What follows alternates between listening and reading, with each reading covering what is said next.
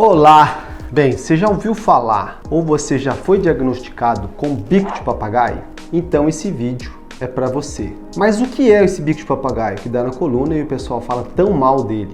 Bem, o bico de papagaio é uma fase de degeneração da coluna. As vértebras vão envelhecendo e elas vão tendo que aumentar a superfície de contato entre elas e com isso, para estabilizar entre uma e outra, vai formando estruturas que no raio-x a gente evidencia como parecido com o bico de papagaio mesmo, parece com um bico de ave. O que é? Entre uma vértebra e outra, a vértebra fica frouxa entre elas. Quando isso acontece, a natureza faz o seguinte: poxa, está muito frouxo entre uma vértebra e outra porque esse disco aqui perdeu a altura, ele está frouxo. O que acontece? Vamos aumentar a superfície de contato entre as duas para estabilizar entre as duas e aí vai aumentando a estrutura aqui e aqui. Quando essa estrutura aqui vai calcificando, vai aumentando a calcificação dela, no raio-x parece um biquinho mesmo, que eles se grudam aqui. Parecido com um bico de uma ave, parecido com um bico de papagaio. Na verdade, o nome real disso, o nome científico disso, o nome médico disso, é osteófito, tá? E esses osteófitos podem aparecer em qualquer articulação, desde que ela seja móvel, tá? Então, pode ter bico de papagaio no joelho, pode ter bico de papagaio nas articulações das mãos, pode ter bico de papagaio nas articulações dos ombros, tá? Pode ter bico de papagaio nas articulações. Então, esses osteófitos se formam ao redor dessas articulações na tentativa de estabilizar aquela articulação que está frouxa.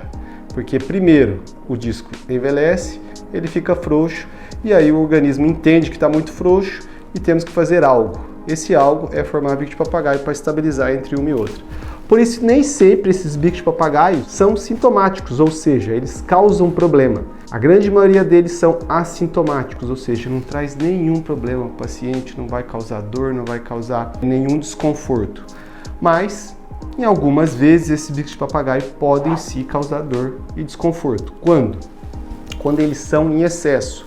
Principalmente estão em excesso em pontos errados, como próximo aos nervos. Eles vão diminuindo o espaço dos nervos, fazendo com que esses nervos que espaçam aqui, que são esses amarelinhos, eles fiquem mais apertados ali e aí a pessoa vai ter sintomas de dor do nervo, tá? Que pode ser a dor irradiada para a perna, sintomas tipo choque, formigamento, parestesia. Quando está andando, a perna começa a pesar, começa a formigar, começa a sentir dor.